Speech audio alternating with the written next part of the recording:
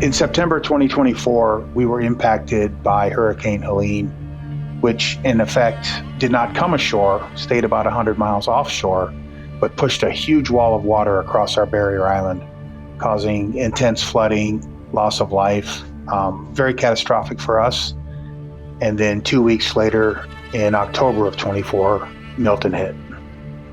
It was just a rough couple of months.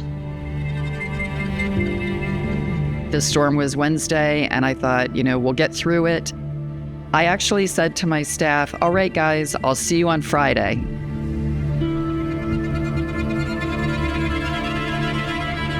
When I got up the next morning and the storm had pretty well calmed down, I called the chief of police and said, hey, when can I get out there? And he said to me, Angela, this isn't like anything else we've ever seen. We had homes that had 3 to 4 feet of sand completely throughout. We could not make access. The roads were covered. That's the fire hydrants, the gas meters. There were dumpsters. There were cars that were washed from one side of the island into the other. Vehicles and boats embedded into structures that were leaking gas. And it was just a bad situation all around when we came back. Helene absolutely destroyed us. At the motel, it was a total wipeout. The building had been in existence for 66 years. Never had a flood inside. And now it was flooded for the very first time. When I saw this, I knew I had lost everything that was within the building. It was really overwhelming at that point. And I did get affected in such a way for about 2 days. I was totally overwhelmed, depressed, and I realized there was no way of facing all this. Pulled myself together, got my family together, the friends that were ready to help us together, and we had a plan, and we just started cleaning up the whole place.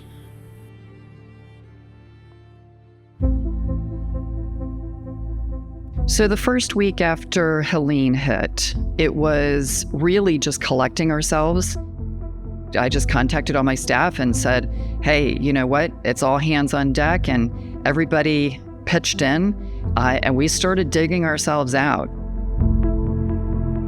We had at least 2 to 3 feet of sand on one of our properties, front to back.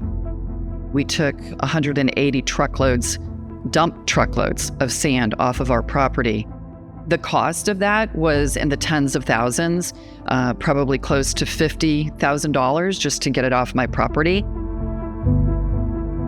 So our station had been destroyed. We had 3.5 feet of water come through the station. For 2 nights, we slept in City Hall with no power. We slept on the floor. We slept in our vehicles for a night. Mostly the command post was in my deputy chief and I's vehicles. And, we moved to where the greatest need was. The community was a tremendous asset. There was always somebody willing to give us some advice, somebody willing to actually physically help us. And we did the same thing with people in between, the people whose homes were destroyed that they needed help.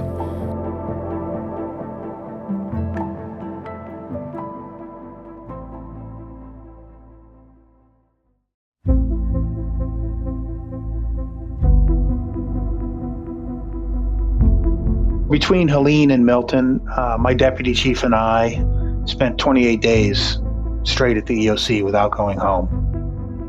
And at one point, my wife was able to come down. I finally said, just wait a minute. I'm going to sneak out and say hi. And I went up and gave her a hug and just broke down crying for about 10 minutes. I just needed to release that stress and pent-up frustration. And I think we saw a lot of that in our first responders, police and fire and EMS. All 3 were pushed to the point of more than they've ever done before. The first month with Helene was a lot of, deja vu. We've been there, done that with Adelia. We know what everybody needs to do. We need to get the water out as soon as possible, need to get the bottom half of the walls out as soon as possible. Mold is a real concern, so you want to make sure you stay ahead of that. Also document everything, photos, videos, you have to write down everything. We immediately had to start contacting our guests. And you can imagine that guests who were already scheduled to come and stay were trying to reach us and they couldn't get to us. But it took days and days and days to get my server back up and running in order for us to communicate with our guests. And to me, that was just as important as getting out there and starting the cleanup process, because our customers and our guests are very, very important to us. With Ian, it had a lot of rainfall to the east of us. So all the lakes and rivers filled up with water, and in return, all that runoff had to go to our coast, to Gulf Coast in Tampa Bay. We lost 80% of our clams. It takes us about almost 2 years to grow a clam, about 1.5 years to 2 years to grow a clam. The state does help you with a little bit of insurance. They pay out like 60% of your loss. That helps a little bit, but it takes over like 2 years to get paid. So unless you're established or diversified in other work, you'd be out of the clam business, and that'd be one less farmer we had in Florida. We own a beach store, and sometime in month 2, when I just couldn't wait anymore to get some income in, and I had all this inventory sitting in my living room, we started just kind of opening in our parking lot on weekends, sell what we could, and then take another hour to pack it up and bring it home and put it away again. So we were in a very modified sales position for 6 months. Businesses being adaptable is absolutely important. How can I continue business? Do I have the elasticity in my business model and my ability to adapt myself, my employees, to be able to move in a direction that's going to keep me alive as a business?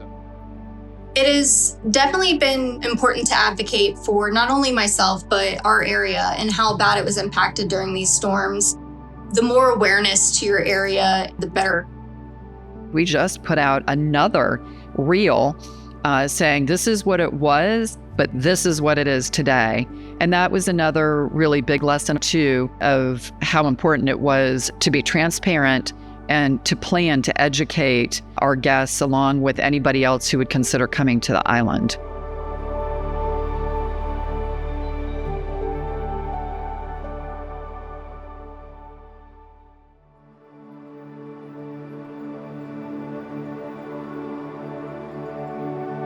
A year post-storm, we had more of a plan as to how we were going to rebuild our public safety facility. And we knew we were still 18 months to 2 years out from that building being a reality. So what we did was contracted with a company that builds construction trailers. And we had 2 triple-wide construction trailers outfitted. One is a police station, one is a fire station. We have those currently sitting in the parking lot of our former fire station. Our residents are actively working with FEMA and their insurance companies and Division of Emergency Management to build back better. It's that kind of mindset that, when we rebuild, we need to be thinking about, if this happens again, and I'm sure it will at some point, how will we recover better and faster and stronger? At the motel, it was a total wipeout, closed for 7 months. That's how long it took us to get back on our feet. During that time, you gotta figure out how to rebuild. And if you rebuild the exact same way that the building was prior, you get another storm in a few years, you're gonna have the exact same problem.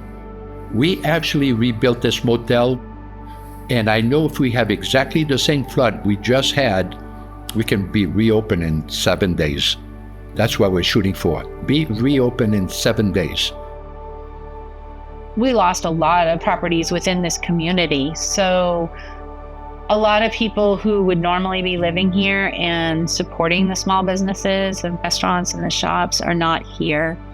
I think what happens is when an area has been hard hit and it's been publicized that a community has been hard hit, your tourists are reluctant to come back in because they feel that there's going to be nothing there, it's going to be a mess. It's not. We have a beautiful beach and most people are open now, but we are just not seeing the numbers of people coming back in. They're just hesitant. 40% of businesses do not reopen after a disaster, and then 25% fail, a year after a known event. So the things that they should prepare for, once again, is insurance. And the biggest thing is, I would say, is just meticulous documentation is absolutely critical to preparation as well as recovery. Flood insurance takes time. There's a lot to do in order to receive it, but it takes time and a lot of energy and a lot of documentation, and you don't get that money right away. And so we've always planned for cash flow to be there in case we needed it. It's critical, and fortunately we had it. Long-term effects of these storms, you're definitely still feeling it even a year later financially. It's very hard to recover. Insurance is insurance, and you definitely rely on your staff and your family and your friends. Luckily, we are an amazing community in this area, and so all of our locals, as soon as they knew our doors were opening back up, they were beating down the door with reservations. And if it wasn't for this community, I feel it would be much harder. But you're never alone, and that's been huge around here. The community spirit was critical to the recovery process. The businesses helped each other. We started email and text threads, and we would see what are the resources out there right now. We're all in this for the same reason. We all love the area that we live or that we work in, and we want our community to thrive. Everybody is sharing within each other, and I think that's critical, that all the businesses understand that everybody has something to contribute to helping each other.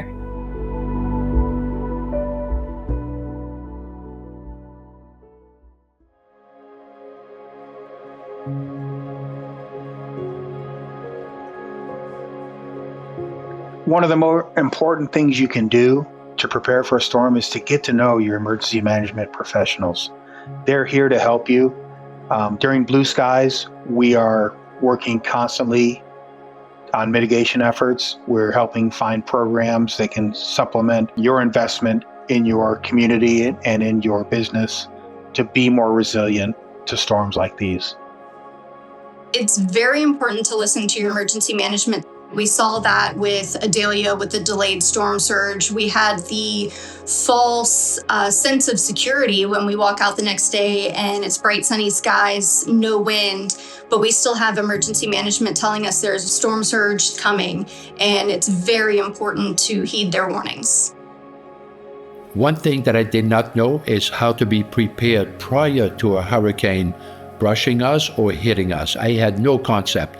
I was listening to the TV and the news in order to prepare, but it was too late to prepare the right way. Preparation for a hurricane starts months prior. I don't think that I'll ever be complacent again.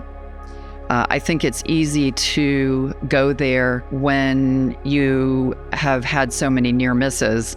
That totally changed now. So if I could send a message to anybody out there, I would say, you never know. Don't take it for granted. Community makes life a lot easier after a storm. All the people I hang out with, we were all out there the first week with chainsaws, just, burning it down. We were working from sun up to sundown, cutting trees, clearing roads. Anything helps, helping the lady on the corner just pick her yard up and get people back on their feet, just to hope they stay here and keep working. As long as you're in Florida, you have to remain prepared. I strongly believe that business owners can learn from other business owners' experience. When you hear another business in the same industry, either same size, number of employees, revenue size, talk about this is what happened to me, and talk about their experiences from all aspects, from preparation, what happened during, and then after the fact of what their financial recovery looked like from an insurance and banking standpoint. It's very beneficial for businesses to get in a room and help each other. I think it's really important that the businesses have some type of collaboration beforehand. It's not about being competitive with each other. The competitiveness should be something fun. Nobody wants to see a business close down. Nobody wants that at all. You really are working together, and the stronger each one of us gets, the stronger our community will be.